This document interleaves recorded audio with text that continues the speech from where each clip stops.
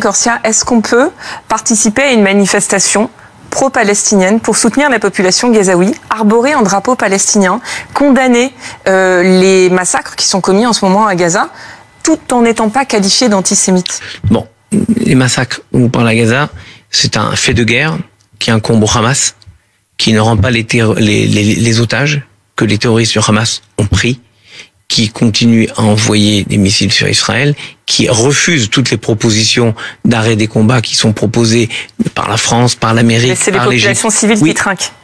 En tout cas, c'est un fait de guerre qu'aucun pays au monde ne mènerait comme le fait Israël. Bon, je suis pas l'avocat d'Israël, je suis pas ambassadeur d'Israël. Mais j'ai absolument pas à rougir d'ailleurs de ce que Israël fait dans la façon de mener les combats, c'est-à-dire une façon où vous n'êtes pas mal à l'aise avec la politique qui est menée par Benyamin Netanyahou à Gaza? Je suis jamais mal à l'aise avec une politique qui consiste à défendre ses ressources. Je suis juste en train d'essayer de comprendre pourquoi c'est si difficile de condamner aussi les massacres qui sont commis à Gaza. Parce qu'ils sont pas du même ordre. Mais est-ce qu'on est obligé systématiquement d'opposer les deux camps? C'est-à-dire que tout le monde serait bien content qu'Israël finisse le boulot. Même les gouvernements occidentaux disent à Benyamin Netanyahou, c'est plus possible, on peut pas soutenir ce qui est en train de se passer, il y a une population civile qui s'est massacrée. Il y a 40 000 morts depuis le 7 octobre selon les chiffres du Hamas. Il y a eu 1200 c'est constaté aussi par les organisations humanitaires. Salut les amis. Aujourd'hui, on aborde un sujet brûlant et profondément choquant. Alors que 𝐸𝐚, le grand rabbin de France, minimise les massacres à Gaza en les qualifiant de simples faits de guerre, nous vous apportons les témoignages bouleversants du docteur Tania Haj Hassan, volontaire sur le terrain à Gaza. À travers des histoires déchirantes de civils innocents, de familles décimées et de soignants dévoués, elle expose la terrible réalité que certains cherchent à ignorer. Ce que vous allez entendre est difficile, mais nécessaire. Restez avec nous et surtout n'oubliez pas de liker, partager, vous abonner et laisser un commentaire pour nous dire ce que vous en pensez. The past 10 months, we have witnessed civilian massacre after civilian massacre, school massacres where internally displaced people were sheltering, the flower massacre, massacres of people trying to collect water, massacres of people collecting aid at aid sites, massacre after civilian massacre. Entire families exterminated in one single bomb. Humanitarians, healthcare workers killed, and journalists killed in record numbers. Pediatric amputations in children that are breaking records.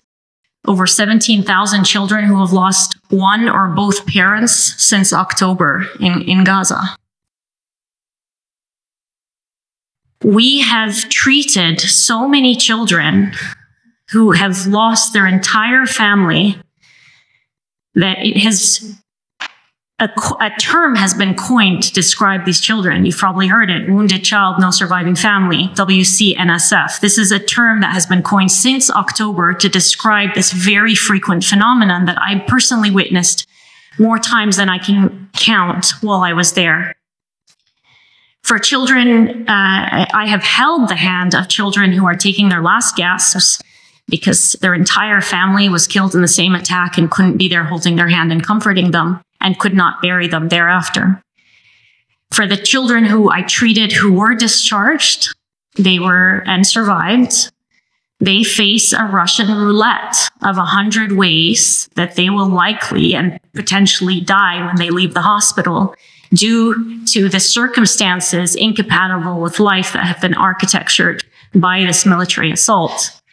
Direct bombing, starvation, dehydration, disease. Alarming reports of the first cases of polio in Gaza right now.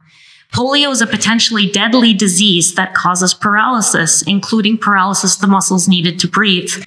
That has been eradicated for decades in that region. There's been a polio vaccination campaign that essentially has eradicated the disease from the majority of the world. And now we're seeing cases emerging in a area of the world that has a healthcare system that has been completely and entirely annihilated. I mentioned these wounded children with no surviving family. I'm going to give you two quick stories just so that you can humanize what I mean when I say this, because I know it's really hard to hear these numbers and think about individuals and what this means to them. I received a young boy into the emergency department during one of the mass casualties who had half of his face and neck blown off. Luckily, the organs that are vital for breathing and blood supply to the brain were preserved. They were visible, but preserved. And he was talking to us. He couldn't see himself, so he didn't know what he looked like at that point in time. And he kept asking for his sister. His sister was in the bed next to him. The majority of her body was burned beyond recognition. He didn't recognize that the girl in the bed next to him was his sister. His entire family, parents and the rest of his siblings, were killed in the same attack. That boy survived. And the next day, I went to see him, a very young plastic surgeon, one of the few remaining plastic surgeons in Gaza, because the others have either been killed or have fled, understandably, had removed part of his chest and created a graft to cover those vital organs of the neck. He was lying in his bed and mumbling because it was so difficult to talk. And he kept saying, I got really close to him and he said, I wish I had died too. And I said, what? And he said, I think my entire family has gone to heaven. Or it's not my entire family. His exact words were something effective. Everybody I love is now in heaven. I don't want to be here anymore. That is one of so many stories. I'm so sorry, Leila, but I think people need to hear this. I'm giving you the story of one child. One of my healthcare worker colleagues, a young nurse, one of the most dedicated nurses I've ever met, was trying to evacuate a patient when 𝖳𝖺yifu𝖺 hospital was bombed from north to south. He carried that patient, was eventually called by Israeli forces, not by name, but by uniform. You, the person in scrubs, come here. He was subsequently detained for 53 days. He reported physical, sexual, and psychological torture while in detention and ultimately released because he had no crime. After he was released, he worked constantly because one, he was so dedicated, and two, he suffered from severe insomnia from the trauma of his detention. He was always in the resuscitation room of the emergency department, cleaning out sand from the eyes of people pulled from under the rubble, trying to comfort them. One day, overnight, he fell asleep holding the body of a dead child, still with the breathing tube in after they had failed to resuscitate the infant. Another day, I asked him to go home because he hadn't slept in so many hours, so he left the hospital. A couple hours later, I see him in the emergency department trying to resuscitate a man whose both legs and one arm had been blown off. I asked him what he was doing in the hospital. I thought you went home to rest. And he said, this is my sister's husband.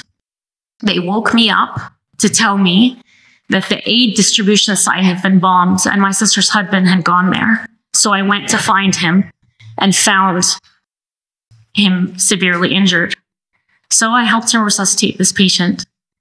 His home has been destroyed. He's a young man, he's engaged, he's trying to get married, he had a whole life ahead of him, and he was a very dedicated healthcare worker. I'm giving you two stories, a child and a healthcare worker, but these are representative of literally almost everybody I know in Gaza. I don't know a single healthcare worker who has not lost multiple members of their family. So, as the US continues to fund this military campaign unconditionally and somewhat blindly, in stark contrast to documented realities on the ground, in stark contrast to the findings of the International Court of Justice of plausible genocide, and in stark contrast to the universal global condemnation of humanitarian and human rights organizations, we have no choice but to exert as much pressure as possible and use all the leverage we can to change direction, the direction that this country is taking.